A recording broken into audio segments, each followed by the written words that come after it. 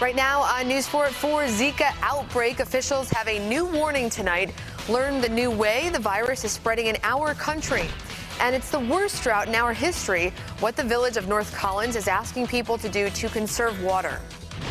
She started out as a school teacher, and then she went on to be the very first woman to argue a case in front of the United States Supreme Court. A political pioneer, Hillary Clinton, isn't the only woman who made history in presidential politics. How a woman from Western New York made her mark. From the station with the most local news, this is News 4 at 4. Good evening. Happy Friday, everybody. This is a look at the Chautauqua Lake cam. This is a loop of the camera over today.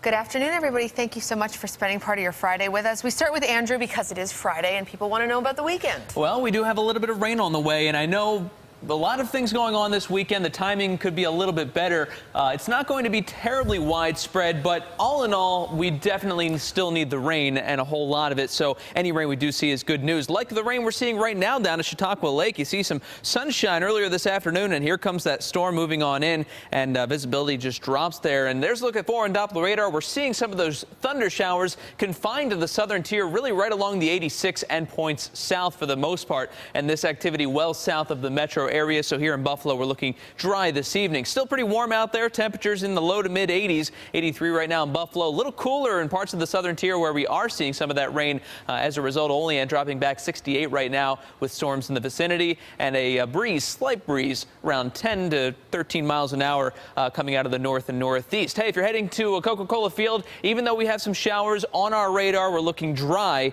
for the Bison's game. Just that mix of clouds and sunshine, still warm and fairly muggy. As for the rest of us, just keeping an eye on those showers south for the next couple of hours. I expect them to fizzle out for a mainly dry night. Now, coming up, we'll take a close look at that weekend. As I mentioned, we do have a little bit of rain on the way. Chances both days. I'll show you the models and time it out for you in a few minutes. Nalina. Andrew, thank you. And your top stories at 4 o'clock. Zika is in Florida. For the first time, health officials believe the virus was transmitted by mosquitoes in this country. 4 people in Miami are infected with the virus, but there are more concerns tonight. Local, state, and federal health officials are continuing their investigation, going door to door, asking people for urine and other samples to see if more people could be infected. While no mosquito traps have tested positive for the Zika virus, the Department of Health is aggressively testing people in the affected area to ensure there are no other cases of this virus. It is possible that someone could have Zika without knowing, since 80% of those infected have no symptoms. It has happened again. One San Diego police officer was killed. Another was hurt in a shooting following a late-night traffic stop. One suspect is in custody, recovering from an injury. Another suspect is reportedly in custody as well. He surrendered peacefully, according to reports. The officer killed leaves behind a wife and 2 children. The officer was a member of the gang suppression unit, and so was the other officer. That we all took an oath to protect and serve all of our communities, and to have this happen to our police officers. We have seen this happen way too many times just in these last few weeks across our great country. It is tragic for everyone. The shooting came as law officers around the country are on high alert following the killings of officers in Dallas, Baton Rouge, Louisiana this month. Well, the Erie County Sheriff's Office is following the news on the West Coast. They tweeted this: the law enforcement community mourns after another officer is shot and killed. The Erie County Sheriff's Office men and women stand with you. We are learning how badly 3 young boys were injured when they were hit by a car in Cheektowaga yesterday on Cloverdale Road. One boy has a fractured skull. Another has a concussion. Blood and urine samples were taken from the driver of the car. Police say the results will come back in a few weeks. The district attorney's office is assisting. No one has been charged yet. And officials in North Collins are asking neighbors to conserve water. Western New York is seeing its worst drought in history. The order to conserve water in the village of North Collins came down just before 1 o'clock today. If you live in the village, officials are asking you repair any leaky plumbing and refrain from washing your cars, watering your lawns, or filling up your swimming pools. And here are some tips and other ways to conserve water. I might not have to tell you this, but just in case, you need a friendly reminder. Load dishwashers to capacity, turn off the tap when you're brushing your teeth, and use food coloring to check for toilet leaks. It is that time of the year again. The Bills are back at training camp. Coach Rex Ryan and GM Doug Whaley met with the media today. Sports Director Josh Reed is at St. John Fisher College in Rochester with a look at day one. It was a beautiful day here at St. John Fisher as we get set for the first practice of training camp on Saturday. Several Bills players met with the media, as well as head coach Rex Ryan and Doug Whaley, who head into their second training camp together, and that makes a world of a difference. We know how he runs his camp. We know what he wants on and off the field during camp, during the season, not only with myself, but with the players, with Birch, everybody around him. It's just we're growing, and we're growing as a family, and we're taking another step forward. And just the continuity is a big factor in us reaching the level we want to reach. You know, I think we see players the same. You know, and we look for the same characteristics in players, and I just knew he was all on board. There's no ego. We just want the best thing for the team, and I think that's what I see. He's, you know, but it's great. I know I got a great GM. Coming up at 5 o'clock, Bills cornerback Stephon Gilmore discusses his contract situation. And at 6 o'clock, Bills running back LaShawn McCoy speaks with the local media for the first time. At St. John Fisher College, Josh Reed, News 4 Sports. Josh, thank you so much. And Josh will be back tonight at 5 and 6. You can follow all of the training camp excitement on our website, WIVB.com.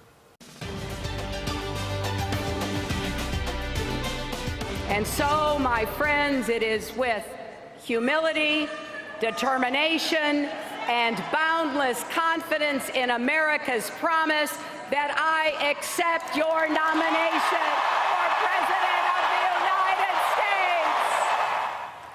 History was made last night in Philadelphia. Hillary Clinton is the first woman to be nominated for president by a major party. The conventions are over and the race for the White House is on.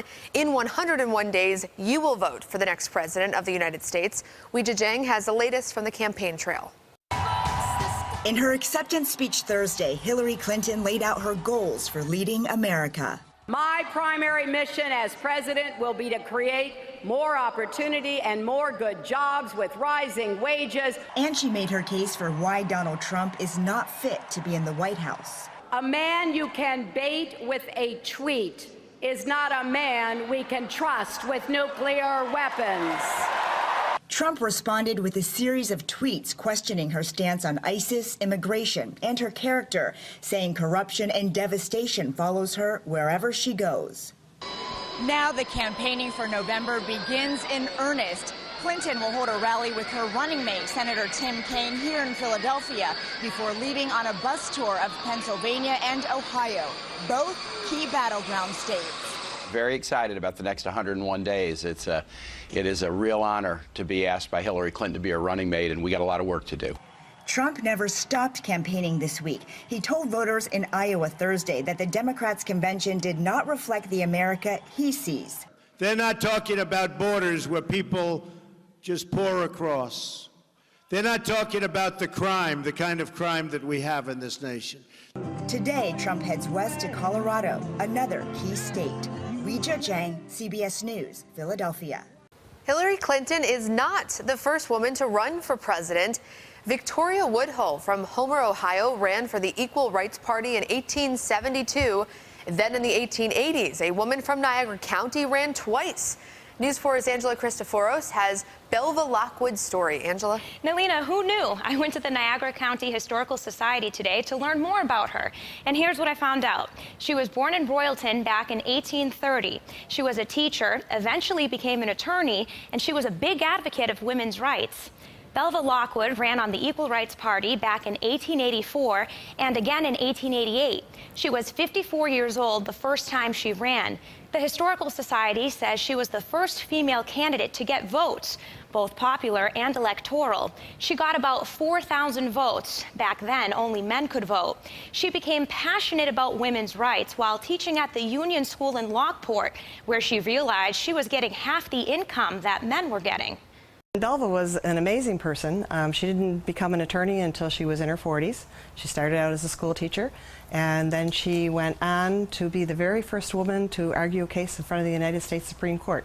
She had innovative ideas that women should be able to exercise and that they didn't need corsets. She wanted them to get equal pay. She wanted them to be able to vote. She wanted women not to be property of men.